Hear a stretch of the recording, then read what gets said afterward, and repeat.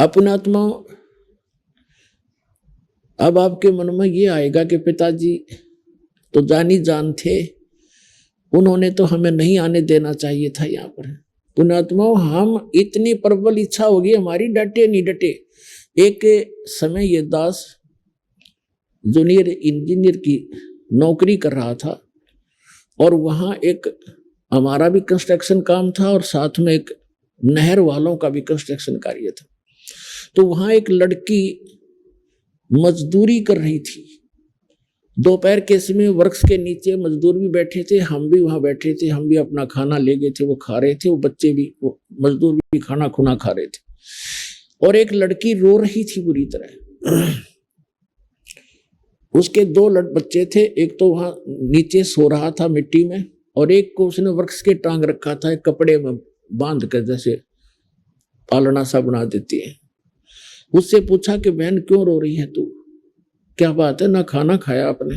उसने बताया कि मैं एक बहुत बड़े धनी बाप की बेटी थी और मैंने अपने कर्म आप फोड़ लिए, जिसके आज मैं विवाह किया है, मैंने अपनी मर्जी से विवाह किया है और ये हमारे वहां नौकर था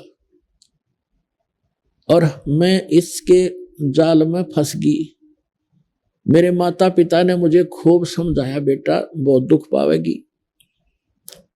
और हम ब्याह ही तो करना है, हम कर देंगे, तेरा अच्छी तरह करेंगे, अपनी देख रेख में रखेंगे। लेकिन मैं कतई नहीं मानी, मैं इतना आसक्त होगी इस दुष्ट व्यक्ति पे। अब तो रो रही थी वो अपने कर्मा ने और मैं रात को भाग गई थोड़ा बहुत जेवर गहना लेकर घर से और इतनी दूर आ गए कि हमारे माता पिता को हमने बताया भी नहीं, पता भी नहीं चलने दिया।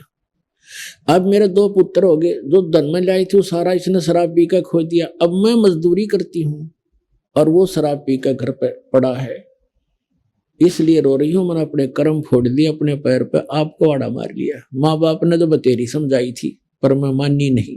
तब परमात्मा की ये कथा दास को याद आई कि हमने भी ऐसे अपने पैर पे कुआड़ा मार रखा है, हम डटे नहीं डटे और ऐसे ही फिर बाद में कष्ट उठाने ही पड़ते हैं।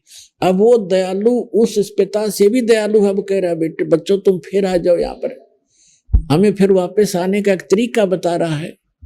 तो अब जो प्रसंग चल रहा है उसको पूरा करते हैं। उसके बाद क्या हुआ, अब इन तीनों का विवाह करना कंपलसरी था।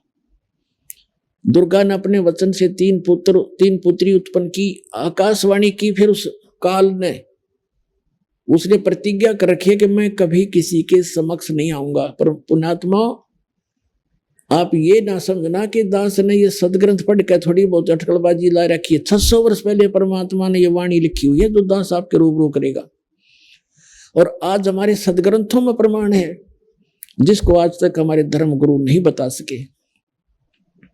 श्रीमद् भगवत गीता अध्याय नंबर 7 के श्लोक 24 और 25 में ये गीता ज्ञानदाता यही ये काल है, हमेशा ये गुप्त रहता है। गीता अध्याय नंबर 4 के श्लोक नंबर 9 में कहता है कि मेरे जन्म और कर्म अलौकिक हैं, अद्भुत हैं। तो कहने का भाव ये है, अब ये क्या बता रहा है 7वें अध्याय के 24-25 श्लोक में गीता जी के, कि मैं अपनी योग माया से छुपा रहता हूं, ये मेरा घटिया और अटल नियम है। मैं कभी किसी के समक्ष अपने वास्तविक रूप में नहीं आता। और ये जन समुदाय अबुद्ध यानी बेबुद्धि के, मंदबुद्धि के लोग मुझे कृष्ण मान रहे होंगे, अर्जुन मैं कृष्ण नहीं हूं। श्री कृष्ण में बोल रहा था वो प्रेत की तरफ, ज्योत निरंजन ये काल।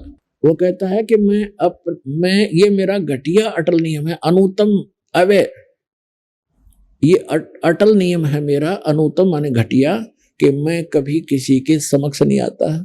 तो इसने प्रतिज्ञा कर रखी है, परमात्मा ने 600 वर्ष पहले बताया था, सदग्रंथों में हमने अब पाया है ये लिखा हुआ। जब ये बुद्धि काम की परमात्मा कबीर जी की दया से वो सदग्रंथ समझ में आए हैं।